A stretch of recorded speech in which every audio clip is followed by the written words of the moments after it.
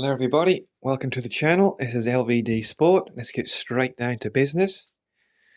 Got two interesting shows coming up this weekend, one in the States, one from Ireland. We'll start with the latter first. That's a Queensbury show. Of course, Frank Warren's fingertips will be all over that.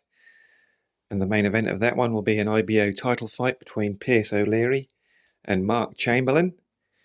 That's £140. I think that has got the potential to be the fight of the weekend. Two all-action fighters. And I think Pierce's power punching ability advantage over Mark Chamberlain will be the difference in that one. Mark Chamberlain, of course, made a few headlines from being personally picked out by Turki Alalsheikh not too long ago as being his favourite fighter. And then he went from being hero to zero after that surprise loss to Josh Padley. And since then he's had to claw his way back without the backing of Saudi Arabia. Bit of a shame.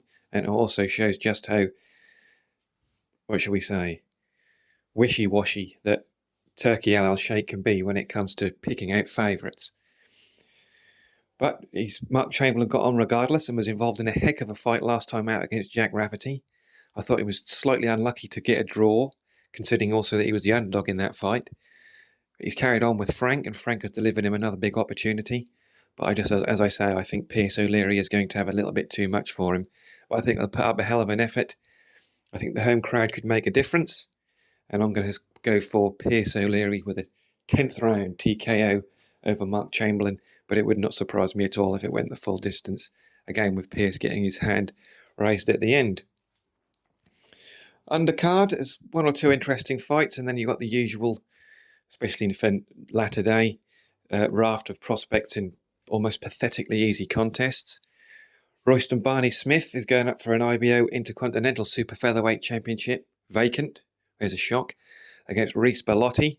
You can't totally rule out Reece Bellotti, but as with a lot of Barney-Smith's matchmaking in his career, it seems as if he's getting the right fights at the right times, and he always seems to be up against fighters who either don't have much of a chance or whose fighting blade is somewhat blunted, and I think that's what we've got with Reece Bellotti.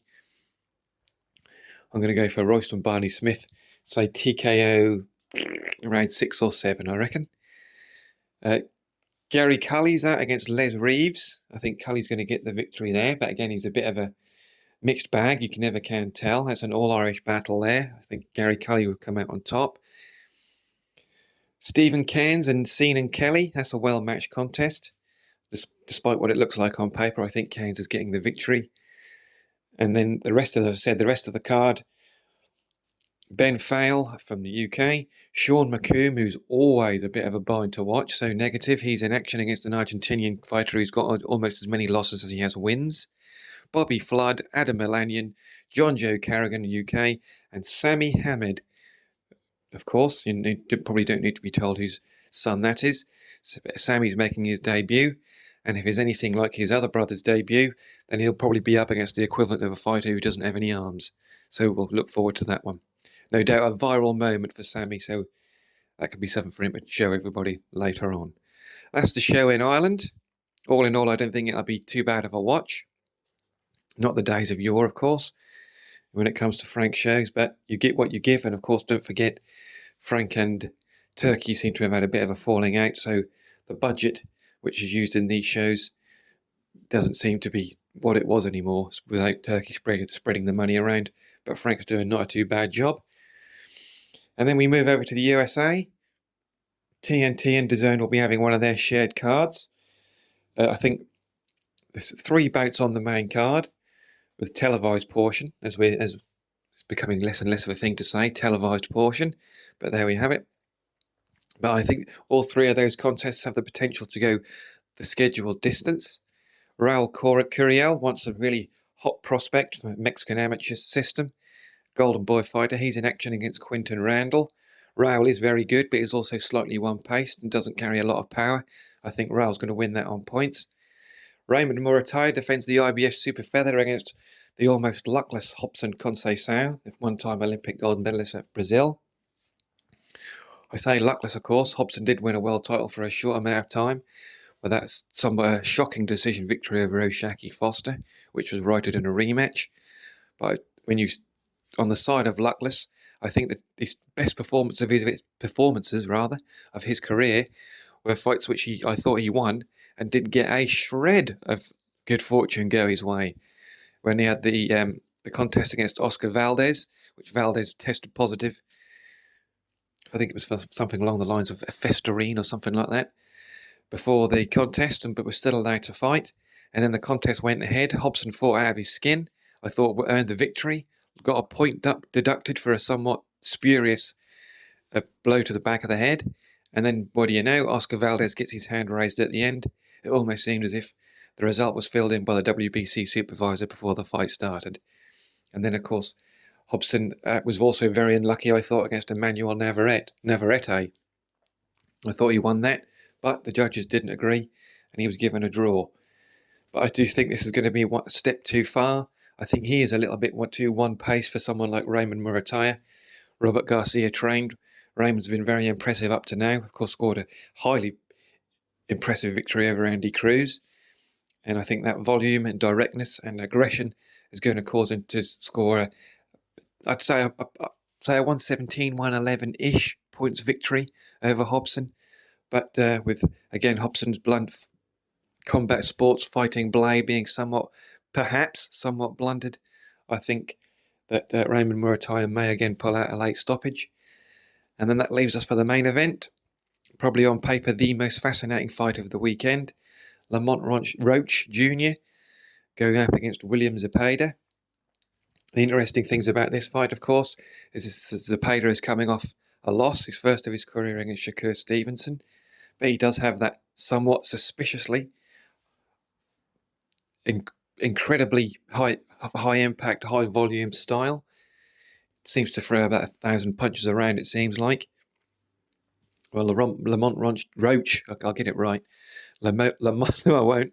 Lamont Roach Jr., I can't even say it, has a style which, it seems to me, lends itself to being ripped off by the judges. Has 3 draws on his record. Of course, one of them, the most famous one, was against Tank Davis, which I think most people watching thought that even without that knockdown, which never was, he should have got the decision. I scored it 115, 113. Should have been 115, 112, really, on points. Again, the judges didn't agree. They went with the A side. And Roach, of course, also got a draw last time out against Isaac Cruz, which I thought he was very unlucky with. But if you look down Roach's record, he does have extensive experience against Mexican Latin American fighters, and he has never lost to one yet. He has a couple of draws. I think he got a draw with Orlando Cruz a while back. But the fascinating thing is the clash of styles. Will Roach's somewhat relaxed, punch-picking way of going about his business in the ring, will it have a lot of success against Zepeda? Zepeda was, like we said, undefeated up until he came up against Shakur Stevenson. And of course, Shakur has that almost preternatural ability to gauge distance, timing, almost within about 30 seconds, which is something that Roach doesn't have. So it's, as I say, this could be a very controversial one on the scorecards if Roach is able to solve, shall we say, Zepeda's style. I think Zepeda is probably the money in the fight, in that he has the biggest upside on paper, which I think Roach, I'm not sure if Roach has too much of a fan base or has too much of a promotional backing. He is PBC aligned, but that isn't too much to talk about nowadays. Well, Zepeda has Golden Boy, and of course Golden Boy don't have that many A-list fighters, and I think Zepeda could be classed as one of those, which means that Zepeda could be seen as the fighter that the judges lean towards, because they always seem to do that against 4-1 fighter. So I know Shakur Stevenson has told everybody to bet big on Lamont Roach, and I think it could be one of those fights where Roach does seem as if he performs against the grain and does better than maybe expected against someone with the high volume style of Zepeda. But it would not surprise me whatsoever to see Zepeda get his arm raised at the end in somewhat controversial circumstances. And I think it will also mark that every single fight which will be broadcast, if this comes to pass, of course, that every single fight which had been broadcast on TNT thus far would have gone the distance. Last time out, every single fight went the full scheduled mark. Like, if you remember, it was Abdullah Mason in his show last time out. He headlined. Tiger Johnson was on that one too. So yeah, that's my thoughts on that card. One other thing I was going to throw in just before we go is that it looks as if Turki Alalsheikh is going to get a controlling interest in Derby County FC, the championship team in England. And the reason why that's really interesting to me is if that does happen, will that be his new plaything for a while? Will that mean that he won't be focusing on boxing as much as what he has been?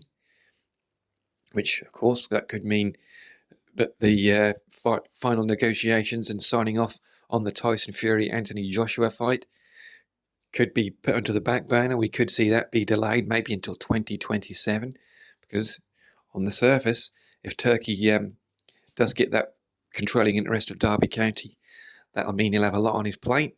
That'll be the club badge, the club colours, the motto, the stadium name, the coaching staff, and the players will all have to be changed, and that'll take a while.